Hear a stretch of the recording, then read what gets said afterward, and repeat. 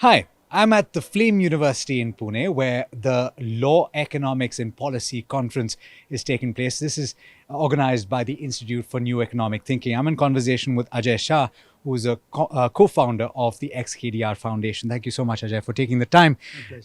You recently wrote a column about VC investments in a few companies that have not gone well, that have failed.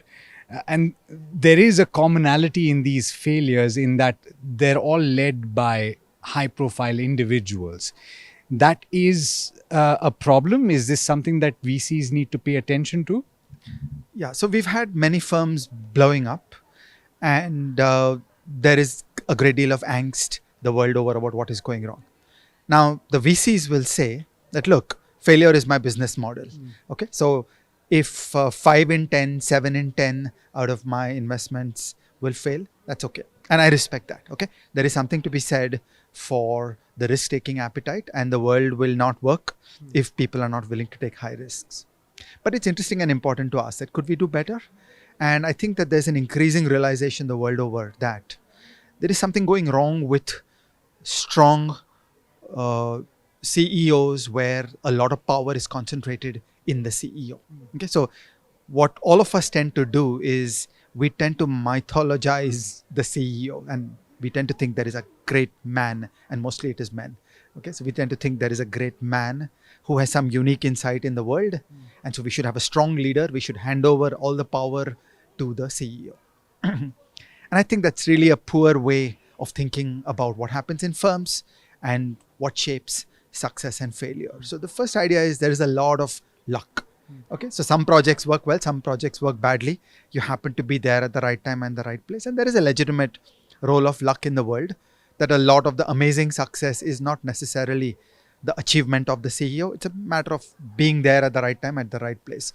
So think of the world as throwing thousands of darts, where each company is a dart. Yeah, and a couple of years later, by dumb luck, some of those darts happen to be right, some of those darts happen to be wrong. This is how we think in investment, and this is equally true about the firms. So it's not all about the CEO. And then I come to the second and more important thing, that the world is infinitely complex. It's very important for all of us to understand that the world is a complicated place and nobody really knows the answers. There's no one person who knows the answers. We are all on a process of discovery.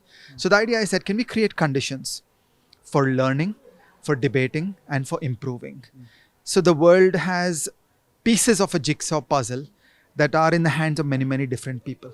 So no one person has the full picture. It's pieces of a jigsaw puzzle are in the hands of many, many people.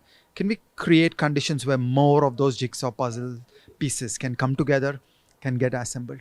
So these are the important determinants of success. So, to take this one step further and assume that the VCs identify that this seems to be a bit of a trend, that these failures are associated with individuals that have perhaps taking the wrong decision, and because so much of the functioning of their companies is determined by their decisions, what should they possibly do? Is there a board-led model that is a better approach to have?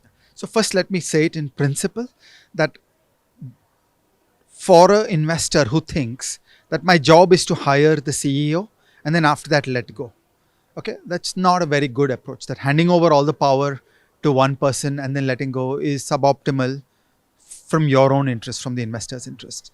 So at a conceptual level, what the investor needs to do is to create the organization design through which there are more people in the picture, knowledge from many sources is pooled into the working of the firm.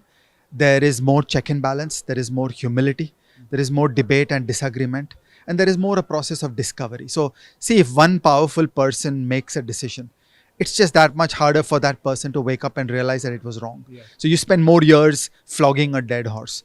Whereas if no one person feels that emotionally committed to an answer, then you can be more cold and rational. You can look at the evidence saying, look, is this working? Is this not working?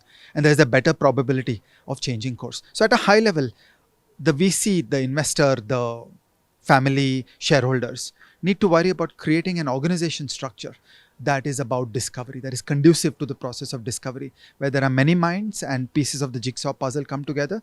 There's this culture of debate and discussion, and it's not concentrated power. Okay, now how can that be done? Yes, it involves boards, it involves advisors, it involves internal management committees, it involves many things. There's no one fixed answer. It depends on the scale of the firm. So bigger firms can support a larger complexity of the decision process. But the key is to look for personalized, concentrated power, and that's generally going to work badly. Yeah, and in some situations, that's not the exciting story to tell. It's a little more boring, but perhaps it works better. Thank you so much, Ajay, for taking the time for speaking to BQ Prime. My pleasure. Thank you.